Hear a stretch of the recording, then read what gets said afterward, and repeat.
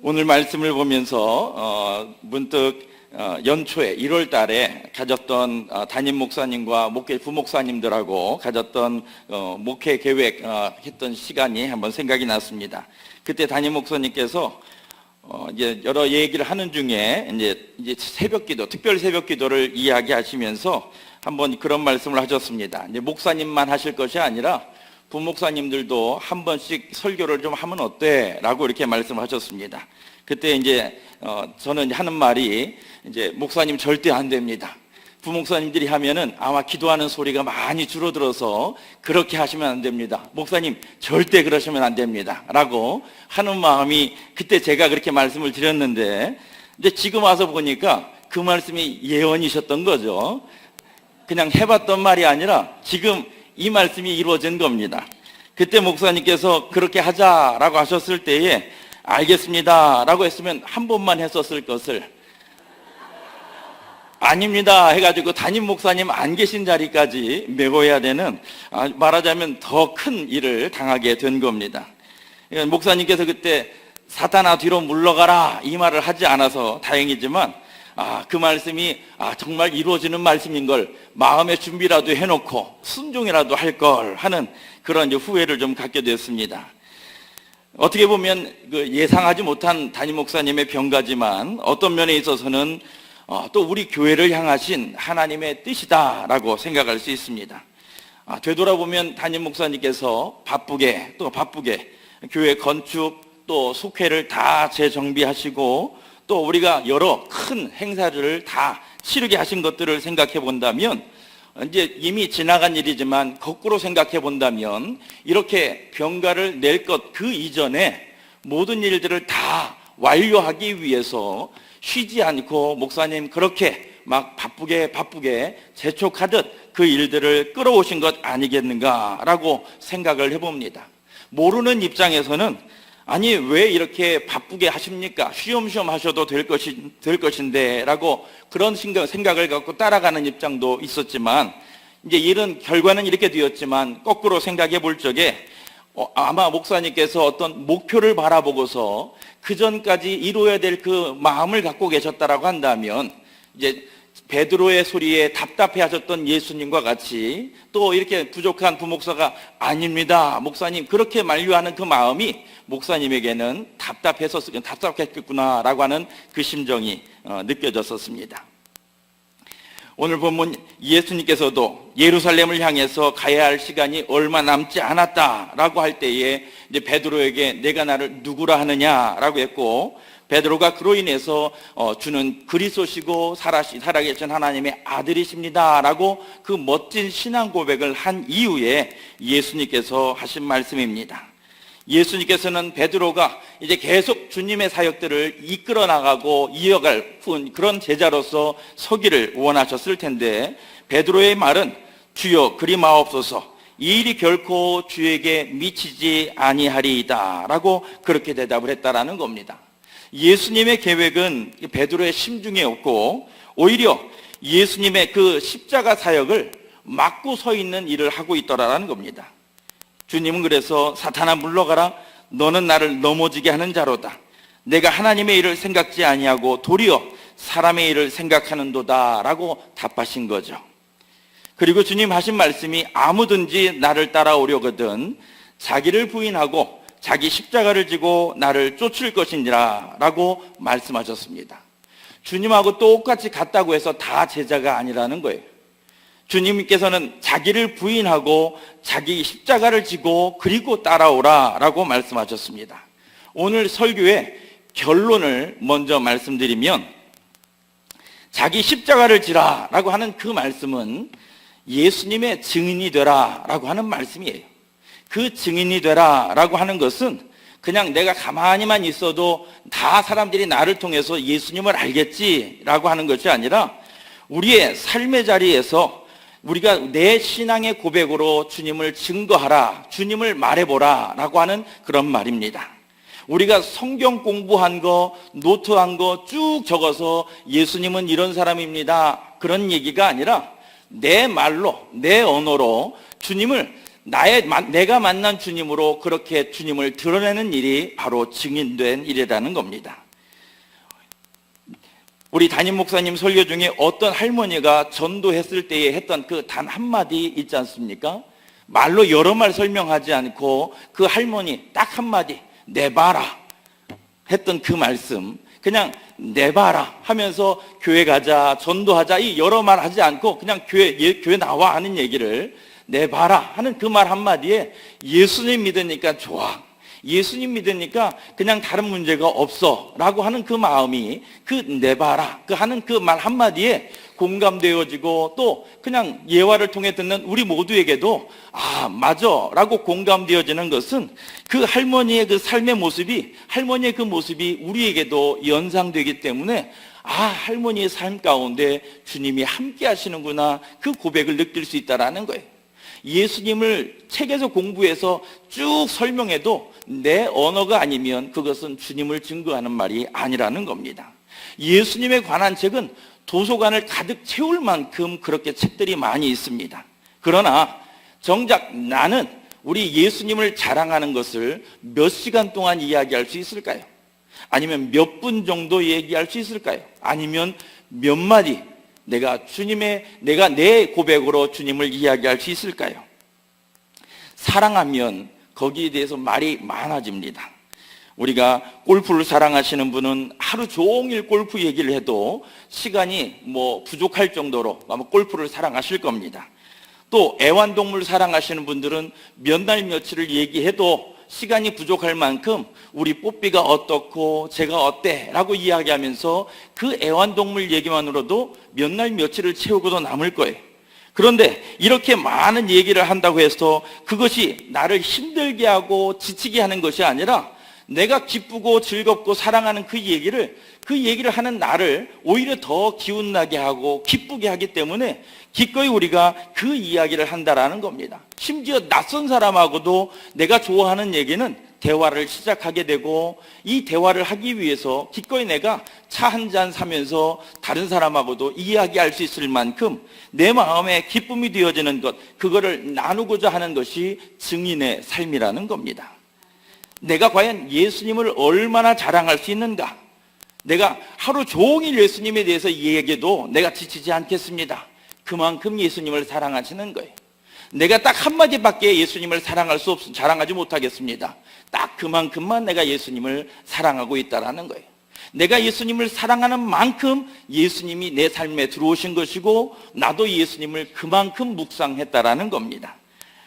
예수님께서는 왜 십자가를 지라라고 이야기하시는가? 아까 그 주님을 증거하십시오 라고 하는 말씀을 결론으로 말씀드렸듯이 주님을 증거하는 것은 사람들 앞에 주님을 자랑했다라는 겁니다.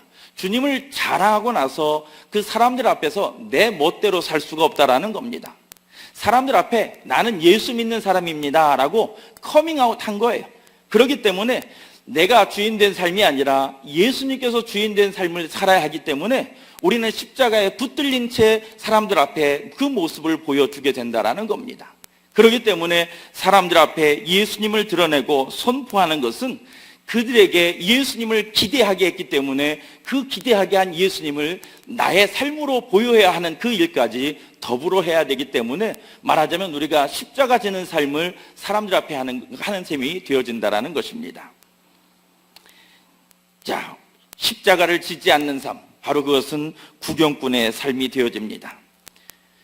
우리가 교회를 오래 다니면 저절로 주님의 제자가 되는가? 우리가 모태신앙은 신앙생활하는 것이 뜨뜻미지근하다라고 이야기를 합니다. 십자가를 지는 일은 그것은 누가 원해서 되어지는 것이 아니고 누구든 그 일은 기피하고 싶어하는 일이 되어진다라는 겁니다. 그런데 주님을 따라다녔지만 십자가 없이 따라다닌 사람은 결국 구경꾼이더라라는 거예요. 예수님께서 잡히시기 전날 밤 너희가 다 나를 버리리라 할 때에 시몬 베드로는 모두 주를 버릴지라도 나는 결코 주를 버리지 않겠나이다 라고 그렇게 다짐하죠. 그리고 나서 예수님께서 잡히신 이후에 신문당하실 때에, 그때에 베드로는 어디가 있었습니까? 베드로는 바깥들에서 불을 쬐면서 있다가 여종의 질문에 놀라서 나 예수라는 사람 모릅니다 라고 하는 것을 3번 부인하고서야 주님 말씀처럼 닭이 울었다 라고 되어 있습니다. 모두 다 주를 버릴지라도 결코 주를 떠나지 않겠습니다 라고 했던 시몬 베드로, 자기 약속과는 달리 두려움 앞에서 그 십자가를 버려두고서는 멀리 숨어버렸습니다. 자, 예수님께서 골고다의 길을 갈 때에 그 십자가 누가 들게 되었습니까? 지나가던 구레네 사람 시몬이 들었습니다. 단지 시몬이 우연히 십자가를 들었을까요? 이후에 알렉산더와 루포가 기독교의 공동체에 잘 알려진 그 아들들이었던 것을 생각해 보면 구레네 사람 시몬은 예수님과 예수님에 관련하여 예수님이 궁금하여서 그 길을 따라온 사람입니다. 자, 시몬 베드로는 십자가를 피해서 숨었는데 구레네 시몬이 그 자리를 채웠습니다. 자, 이런 일들이 또 있습니다. 제자들 가운데 서로 누가 높으냐라고 다툴 때에 야고보와 요한이 예수님께 간구합니다. 예수님 좌우편에 우리를 앉게 해주십시오 라고 간구합니다. 그 간구를 들을 때에 예수님께서는 내 좌우편에 앉는 것은 나의 줄 것이 아니라 누구를 위하여 예비되었든지 그들이 얻을 것이니라. 예수님께서 잡히셨을 때 야고보와 요한 그 곁에 있었습니까? 도망가 버렸거든요. 그럼 누가 예수님 좌우편에 있었습니까? 두 강도가 예수님 좌우편에 있었다라는 겁니다. 또 볼까요? 예수님께서 죽으셨을 때에 누가 그를 장례해 주었습니까? 그의 아버지였나요? 아닙니다. 아리마대 사람 요셉이 자기의 새 무덤을 내어드리고 직접 빌라도에까지 찾아가서 예수의 시신을 내어달라 간청하고 매장해 드렸습니다. 아버지 요셉은 그 자리에 없었는데 아리마대 요셉이 예수님을 매장하는 일을 했다라는 거예요. 그리고 어머니 마리아는 어떻습니까? 어머니 마리아는 마가복음 3장 30절에 예수님께서 이적행하고 사람들 앞에서 이제 즐거운 가르침을 하고 있을 때에 마리아와 그 형제가 예수에게 귀신 집혔다, 예수가 좀 이상하다라고 해서 예수님을 데리러 찾으러 옵니다. 그리고 나서는 사람을 불러서 예수님을 좀 나오게끔 그렇게 부르게 했었을 때에 예수님의 답변이 뭐였냐면 누가 내 어머니며 동생들이냐 하시고 누가 내 둘러앉은 자를 보시며 이르시되 내 어머니와 내 동생들을 보라. 누구든지 하나님의 뜻대로 행하는 자가 내 형제요 자매요 어머니니라.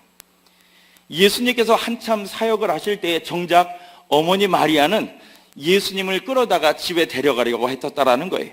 예수님의 사역을 잘 이해하지 못했었습니다. 그런데 예수님의 십자가 죽으심과 그 부활의 자리, 물론 어머니 마리아를 포함하지만 여러 마리아들이 함께 등장하게 됩니다. 자, 무엇을 발견하셨습니까? 베드로, 또 두 강도, 요셉, 마리아. 자, 이 명성만으로 인하여서 우리의 신앙생활이 증명되는 게 아니라는 거예요. 사람들이 베드로니까 하고 박수 쳐주었을 때에 그 이름값으로 우리가 예수님의 제자가 되는 것이 아니라는 겁니다. 우리가 주님께서 우리를 부르시고 십자가를 지라 하셨을 때에 그 십자가 곁을 떠나지 않고 십자가를 지어야 할 텐데 시몬 베드로가 도망한 자리를 구레네 시몬이 그 십자가를 지었고 야고보와 요한이 도망한 자리를 강도들이 채웠고 아버지 요셉이 하지 못한 일을 아리마대 요셉이 했고 어머니 요셉은 이해하지 못했지만 마리아들이 예수님 부활과 죽으심과 부활을 지켜보는 자들이 되었다라는 겁니다. 즉 예수님과 함께 간다고 해서 다 제자가 아니라 끝까지 그 십자가의 자리를 따르고 자기 십자가를 지고 쫓는 자들이 주님의 제자가 되었다라는 것입니다. 그래서 주님께서는 자기 십자가를 지고 쫓으라라고 우리에게 말씀하시는 거예요.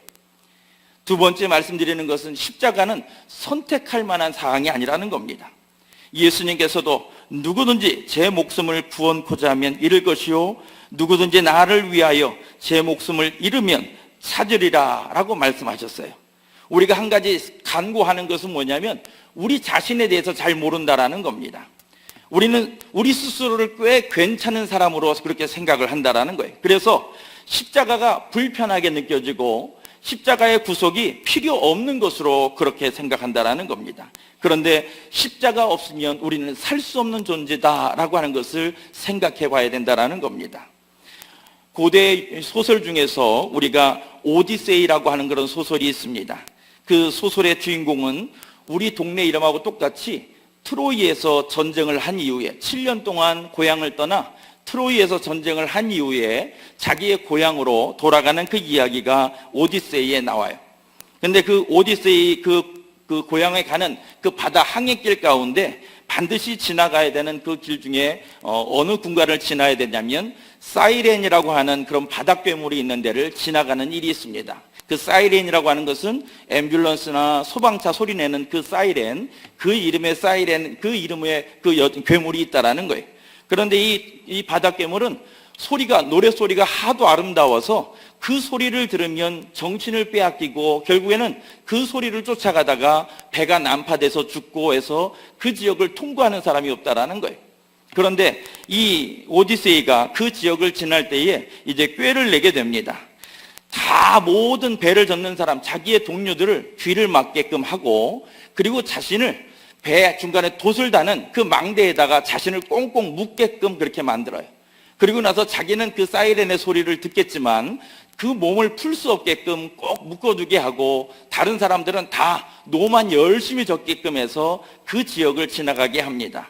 사이렌 소리가 들리고 이제는 그 마음에 정신을 빼앗기게 될 때에 오디세이는 정신이 나간 사람처럼 울부짖고 풀어달라고 통사정하지만 이제 아무것도 들리지 않고 약속하기를 절대 풀어주지 않기로 했던 동료들은 그냥 놔두고 그냥 계속 항해만 하게 될 때에 그 지역을 다 지나갔을 때에야 비로소 해를 입지 않고 모두 다 살아남게 되었다라는 얘기입니다.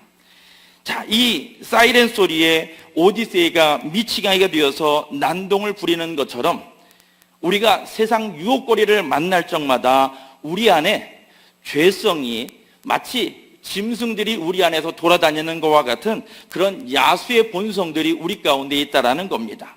쉽게 분노하는 것이 우리 마음 가운데 있고 탐욕을 부리고 또 음행하는 것, 거짓말하는 것, 이 모든 것들이 내가 원하는 내 바람하고는 전혀 다르게 환경이 닥치게 되면은 나도 모르게 우리 안에 야수들이 깨어나듯이 그렇게 일어나게 되어진다라는 겁니다.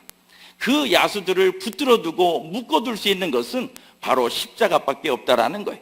그 십자가를 꼭 붙들고 있을 때에 우리가 그 죄성에 붙들리지 않게 되고 주님께서는 또 좁은 길로 가라고 말씀하시기에 우리가 그 좁은 길에서 떨어지지 아니하도록 그 길을 인도해 줄 것은 십자가가 우리를 붙들고 갈 때에야 비로소 우리는 환경에 묶이지 않고 그 사이렌의 소리에 마음을 빼앗기지 않는 것처럼 환경에 넘어지지 않고 주님의 십자가에 붙잡서 우리가 주님을 따라갈 수 있게 된다라는 겁니다.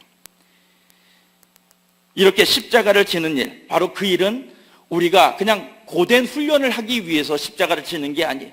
그 십자가를 지는 일을 통하여서 우리를 인도하시는 주님을 드러내기 때문에 주님께서 십자가를 지라라고 말씀하신 겁니다. 어제에 이어서 오늘 바이블 타임의 말씀에는 무슨 말씀이 나오냐면 베스메스로 가는 그 암소 2마리 이야기가 나오게 됩니다. 하나님의 법궤가 바벨론 사람들에게 빼앗겨가지고 바벨론 신전에 가 있다라는 말씀을 어제 드렸습니다. 그래서 블레셋 사람들이 이제는 자기의 그 다곤 신상이 다 깨어져 버리고 전염병이 돌고 하니까 여호와의 법궤를 더 이상을 가지고는 있을 수 없다 보니까 마음에 결심하기를 돌려주자, 그 법궤를 돌려주자라고 하는데 한 가지 사람들의 마음에 악한 마음이 든 겁니다. 무슨 마음이 들었냐면 이거를 순순히 줄 수는 없겠다라는 거예요. 지금까지 있었던 모든 일이 혹 우연일지 누가 알아. 혹 지진이 나서 신상이 넘어진 거라면 우리가 괜히 놀란 거 아니야 라고 하면서 꾀를 낸 것이 어떻게 내냐, 여호와의 법궤를 순순히 주지 말고 우리가 어떻게 하냐면 수레를 새로 만들어 가지고 수레가 잘 굴러가지 않는 뻑뻑한 아직 길이 나지 않은 그 수레에다가, 그리고 송아지를 낳은 이제 젖나는 암소 2마리, 1마리도 말고 2마리로 하여금 그 수레를 끌게 하자.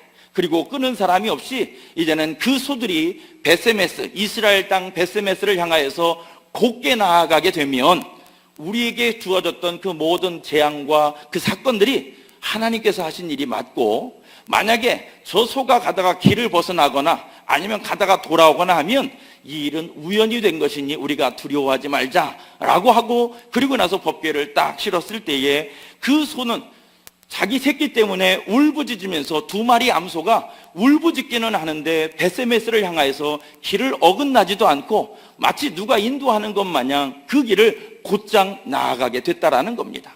그 모습을 보고서 블레셋 사람들과 또 베세메스의 이스라엘 사람들도 모두 다 환호하면서 하나님께서 그 일을 하셨다라고 하는 것을 이방인들도 알게 되었더라라는 거예요. 자, 무엇을 말씀드리려고 하냐면 짐승도 하나님께서 하셨습니다라고 하는 것을 증거할 수 있더라라는 거예요. 어제 제자들이 잠잠하면 돌들을 통하여서 소리를 지르게끔 하신다고 하셨는데, 짐승도 하나님께서 하셨습니다라고 하는 것을 사람들이 보아서 알게끔 하는 데에 증인으로 사용되었다라는 겁니다. 그렇게 짐승도 쓰임을 받는데 하나님의 자녀라고 부름받는 우리들이 입을 다물어서 하나님께서 하신 일들을 우리가 잠잠해버리고 묻어버리고 난다고 한다면 우리의 삶은 과연 누가 주인된 삶이겠습니까? 하나님께서 내 삶의 주인이라고 말은 하는데 우리 입으로는 하나님을 한 번도 자랑하지 않고 그냥 내가 딱 걸러버리고 입을 닫아둔다고 한다면 그건 내 마음대로 사는 삶 아니겠습니까? 우리는 이 십자가가 나를 괴롭게 하고 나를 훈련하기 때문에 그 어려운 고통이라고 그렇게 마음을 느낄 때가 있습니다. 문제를 만날 때마다 내 십자가 그렇게 생각하는 경우도 있지만은 십자가가 우리를 힘들게 하는 것이 아니라 오히려 그 십자가 때문에 우리가 사는 것이고 십자가가 은혜라고 하는 것을 우리가 알아야 된다는 거예요. 어느 예화에서 제가 들었던 간증에는 인천의 한 그 학생, 한 초등학교 학생 하나가 자기 부모 어머니가 그렇게 부끄러웠다라는 거예요. 왜 부끄러웠냐면 이혼하셔서 홀 어머니인데 그 어머니는 화상을 입어서 얼굴이 일그러져 있습니다. 그러니 어머니가 사람들 앞에 나타나는 게 너무도 싫은 거예요. 그 어머니가 학교를 찾아올려 치면은 아주 그냥 학교를 도망가 버리고 집에 와서는 난리를 치는 겁니다. 왜 찾아와서 사람 부끄럽게 하느냐고 하면서 엄마를 면박을 주는 겁니다. 어느 날 그 아이가 엄마하고 싸우고 나서 이제 교회를 갔을 때에 교회 목사님에게 우연히 듣는 얘기가 뭐였냐면 엄마의 화상이 왜 그런 줄 아니? 라고 그제서야 목사님이 설명을 해주는데 바로 네가 아기였을 때 집에 큰 불이 났었는데 그 불 속에 너 하나 구하겠다고 사람들 만류하는데도 불구하고 들어갔다가 얼굴에 화상을 입으신 거야 라고 그제서야 자기 어머니의 화상의 이유를 듣고 난 이후에 이 아들의 마음이 바뀌었다라는 거예요. 어머니의 얼굴이 부끄러운 얼굴이 아니라 날 살린 생명의 얼굴입니다 라고 하는 것을 깨닫다 보니까 이 아이도 어머니 얼굴이 미인이나 미인이 아니냐 그것이 아니라 나를 살리신 감사한 얼굴입니다 라고 하는 그 고백으로 어머니의 그 화상을, 그 상처를 그렇게 보게 되었다라는 것입니다. 우리가 십자가를 볼 때 십자가가 미련하다, 십자가가 저주의 상징이다, 십자가가 나를 힘들게 하는 전혀 나하고 상관없는 것처럼 생각했을 때는 십자가가 괴로운 것으로 생각하지만 그 십자가가 날 살린 십자가입니다. 그 십자가 때문에 내가 지금 살아있고 하나님의 자녀가 되었습니다 라고 할 때에 그 십자가가 나를 괴롭히려고 하는 십자가가 아니라 내가 날 살게끔 한 내가 자랑해야 할 십자가입니다 라고 고백할 수밖에 없다라는 겁니다. 우리가 영화 속에서 알다시피 푸오바디스라고 하는 그 영화, 베드로가 로마에서 사역을 다 마치고 그 로마 땅을 이제 로마 도시를 이제는 피해서 도망 나올 때 사람들이 이제는 그 핍박이 심해짐으로 말미암아 더 이상 로마에 있으면 위험합니다 라고 했을 때에 베드로가 그 로마 시내를 벗어나서 먼 곳으로 도망할 때에 그때 만났던 사람이 예수님이 되잖아요. 예수님께서 자기와 같은 길을 가는 것이 아니라 오히려 자기가 도망 나왔던 그 로마 시내를 향하여서 걸어가는 것을 보고 베드로가 예수님에게 여쭤봅니다. 후오바디스 도미네, 예수님 어디 가십니까? 라고 물어봅니다. 그때 예수님께서 답변하시기를 베드로가 그 자리를 벗어나왔기 때문에 베드로를 대신해서 예수님께서 또 십자가를 달리기 위해서 그 로마로 들어가는 것이다 라고 이야기할 때에 베드로는 자신의 마음을 바꾸어서 이제 결단함으로 말미암아 제가 그 로마로 다시 들어가겠습니다. 주님 들어가지 마시고 제가 그 로마로 다시 들어가겠습니다 라고 하면서 로마로 들어가서 붙들려서 죽게 되어질 때에 그때의 고백은 나는 주님과 같이 십자가에 달릴 자격이 없는 사람입니다 라고 하면서 십자가에 거꾸로 달려 죽습니다. 베드로에게는 십자가는 더 이상 무섭거나 기피할 만한 그런 사형 형틀이 아니라 주님께 빚진 그 사랑을 이제는 갚으려고 하는, 주님께 그 빚진 그 사랑에 너무 감격함으로 말미암아 내가 어떻게 해야 주님께 감사합니다 라고 하는 것을 표현할 수 있을까 해서 다가가는 것이 바로 그 십자가라는 것입니다. 그 십자가를 드릴 수 있고 십자가를 질 수 있다는 것만으로도 우리의 감사의 고백이 되어지고, 주님께 내가 받은 은혜가 죄송하고 그 은혜를 갚을 길이 없어서 내가 그 십자가를 기꺼이 지겠습니다 라고 고백하는 것이 제자의 심정이라는 거예요. 나하고 아무 상관없는 그 십자가 왜 내가 져야 됩니까? 라고 우리가 뻔뻔하듯 그렇게 우기는 것이 아니라 주님께서 그지신 그 마음에, 죄송한 마음에 왜 저 때문에 내가 무엇이라고 주님 나를 위해 죽으셨습니까? 하면서 그 십자가를 지려고 하는 그 마음이 제자된 마음이라는 것입니다. 말씀을 마치겠습니다. 그간 우리 교회가 화목하고 아무 문제 없이 모든 상황을 잘 감당해 온 것이 참으로 감사한 일입니다. 그런데 이 모든 과정에 우리가 그냥 구경꾼으로 따라갔던 신앙은 아니었는가 돌아보길 원합니다. 내 십자가를 지라 하는 그 순간마다 혹 우리가 그 자리를 떠나버리지는 않았었는지, 우리가 떠난다고 주님의 일이 망할 것은 아닙니다.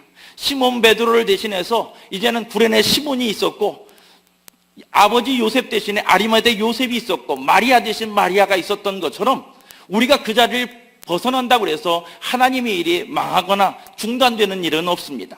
한데 우리는 스스로가 주님께서 십자가를 지라라고 할 때에 우리는 그 자리를 버거워하면서 숨은 것은 아니었는가, 우리 스스로를 생각해 보길 원합니다. 내게 그 감사가 있고 주님께 받은 그 은혜를 우리가 고백한다면 주님의 그 말씀이 내가 주님 나도 사랑해요 라고 고백할 수 있는 그 기회가 되었다라는 거예요. 그렇기 때문에 십자가를 지라라고 하시는 그 말씀은 우리가 주님 사랑합니다 하는 사랑의 고백의 기회를 가지라는 것이고, 사람들과 그 증거의 자리에 있음으로 말미암아 주님을 드러내는 데에 우리의 삶을 쓰는 것이지 내 마음대로 내 뜻대로 하는 데에 우리의 삶을 쓰는 것이 아니다라고 우리를 부르시는 거라는 겁니다. 그러기에 속회의 나눔 자리, 말씀의 나눔 자리, 묵상의 나눔 자리, 그런 자리를 피하지 마시고 우리가 다 표현 못해도 내가 느끼던 그 감동들을 하나하나 기억해보고 또 하나하나 적어보기도 하면서 그 간증들을 표현해내게 될 때에 우리는 적어서 배운 것을 가르치는 것이 아니라 우리의 신앙의 고백으로 주는 그리스도십니다, 주는 살아계신 하나님의 아들이십니다 라고 하는 그 고백을 우리도 할 수 있게 된다는 겁니다.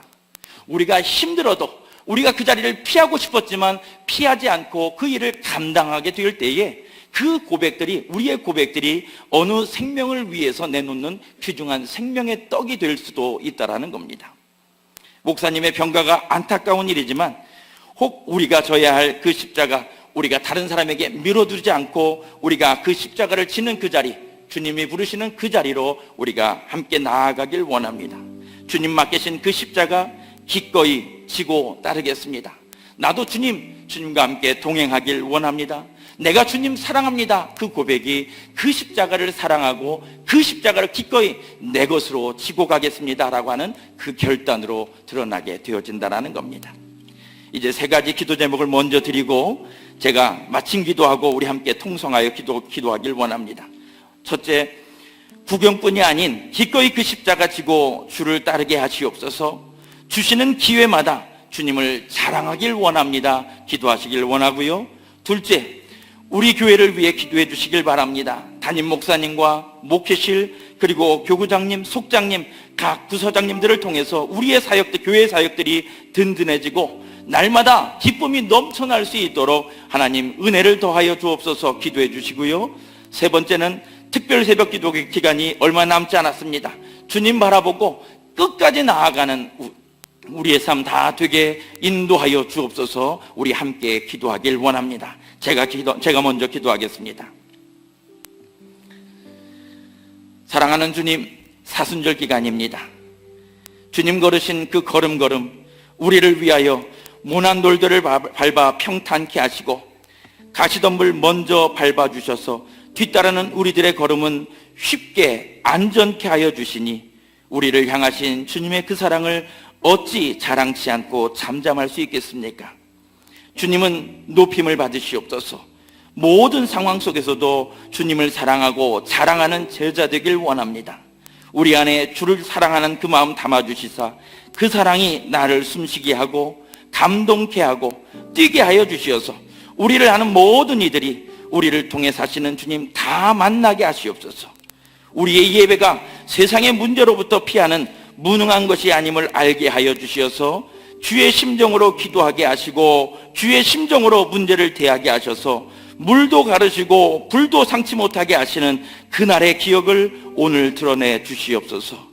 우리 주님 모시며 나아가 세상을 이기는 오늘 하루 되길 원합니다. 함께 동행하여 주시옵소서. 감사드리오며 예수님의 이름으로 기도 올렸사옵나이다. 아멘.